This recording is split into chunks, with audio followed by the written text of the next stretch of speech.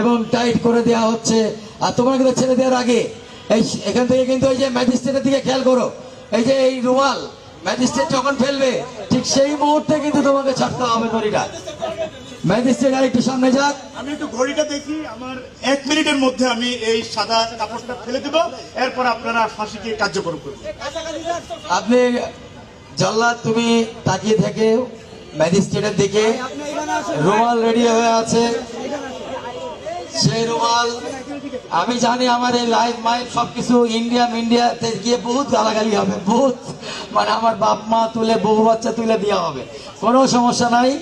তোমাদের ভুল ভাঙবে, তোমাদের নেত্রী আর কোনোদিন ফিরবে না, নেত্রী ক্ষমতাতেও ফিরবে না, কিছুতেই ফিরবে না।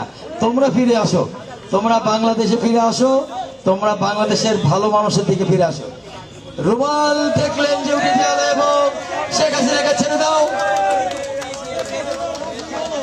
শেখ হাসিনাকে ফাঁসি দেওয়া হলো এবং নড়ানড়ি করছে, ছটফট করছে, শেষ নিঃশ্বাস হয়তো বের হয়ে যাচ্ছে, ছটফট করছে, ছটফট করছে, শেষ নিঃশ্বাসটা বের হয়ে যাচ্ছে মনে হয়।